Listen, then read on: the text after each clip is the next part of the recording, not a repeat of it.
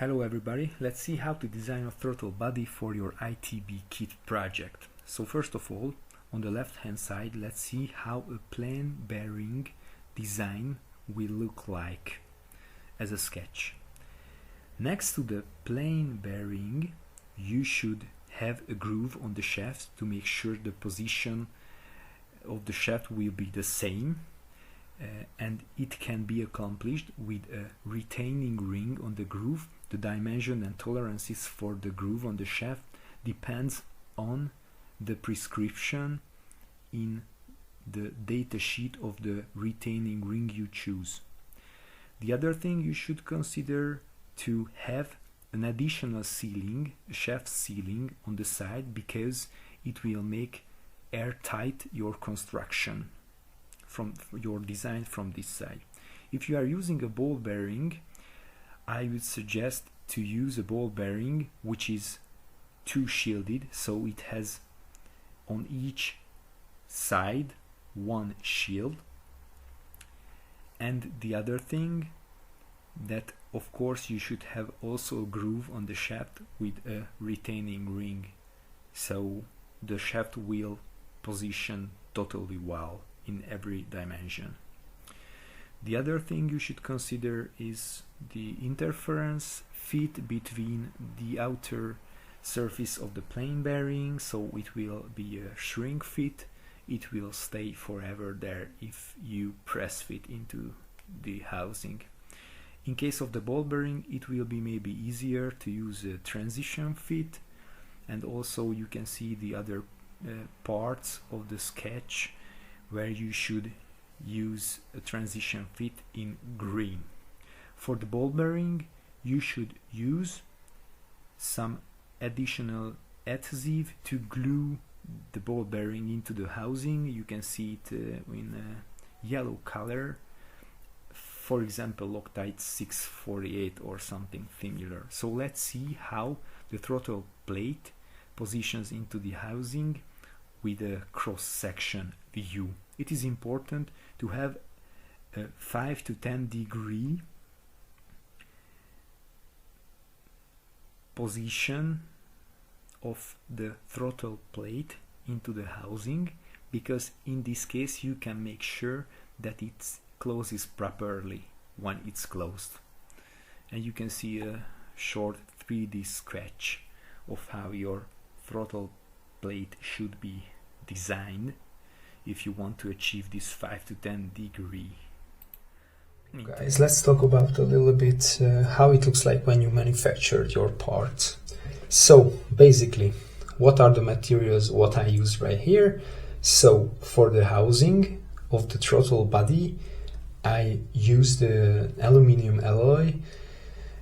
Maybe in North America it's called T6061. So it's good for this kind of housings. Of course, the shaft, it's a hard anodized shaft. It's an aluminum alloy so the surface is hard anodized.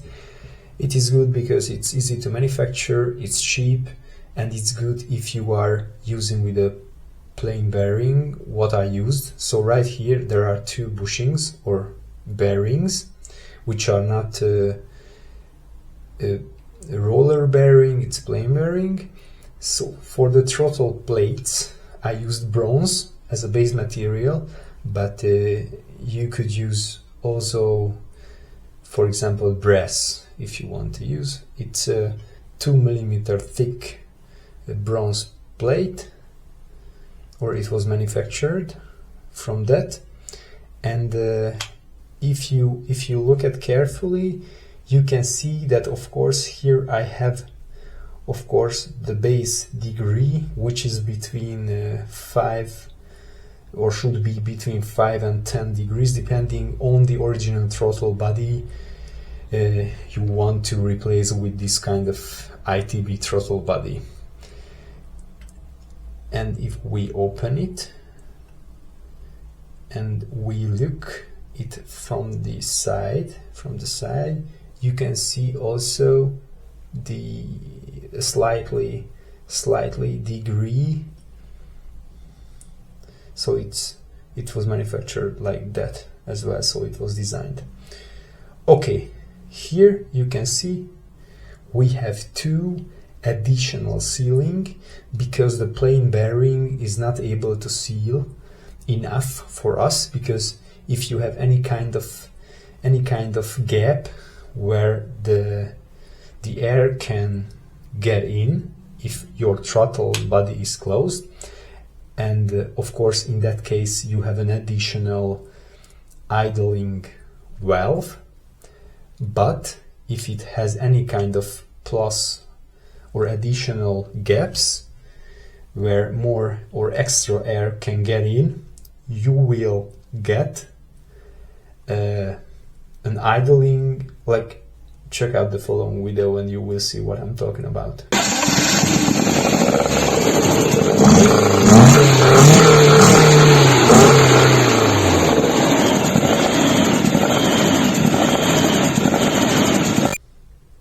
Okay, so what else? You should check your original TPS, so your throttle position sensor, and manufacture and have, of course, a plane surface at the end of the shaft. So then you should have the same amount of voltage back to your ECU when the throttles are closed. Of course, you can make here an adapter. That's the reason why I have these two threaded holes, which are M3s. For an adapter, it's not the part of the video to show this, but if you want it, just make a comment or ask me and I can make a video of that, how you can manufacture that as well. So what else do we have here? Right here, these are threaded holes, because the other part which will connect to this won't have the threaded holes. In this case, these are connected to the molding, which is connected to the cylinder head, and that part has the threaded holes. So these are not threaded, these bigger holes. On the other side, if you look at, I have two grooves for the O-rings, because you have to make sure that no additional or extra air can get into your system. Here I don't have any. And of course, if you manufacture one, depending on what's the number of the cylinder of your car, you can put this together. You should design linkage parts, what I designed as well. And of course, then this side, for example, you can get like or make, and of course design some 3D printed parts, for example, if you want the kind of extra geometry what I wanted to have, and they will connect, for example, like this. And here there's another part which, and I wanted, in this case I wanted to make sure that because my airbox is connected to here, and I wanted to make sure that I have enough place for my original brake booster, and that's the reason why I don't have straight pipes, because I wanted to have longer pipes. Regarding the manufacturing of the shaft, I made, of course, a little bit narrower this part of the shaft to have the most air with a full open throttle. And of course I used stainless steel screws, which are manufactured as well, so they are cut back to the same length as the narrow part of the shaft has. Okay.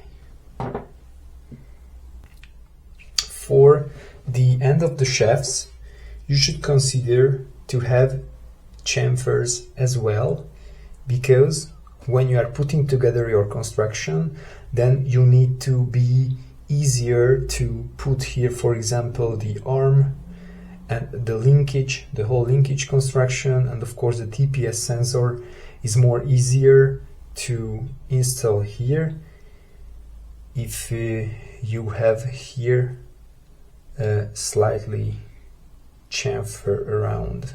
And it's also a basic mechanical engineer design concept that every time you want to avoid the sharp edges.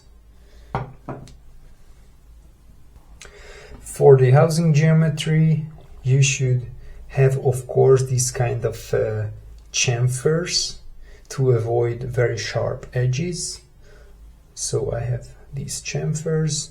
What else? Of course, corner radiuses are important to have for manufacturing. So every time you would have here sharp corner, you should make a radius. Here you can see as well. And basically I think that's it for this part.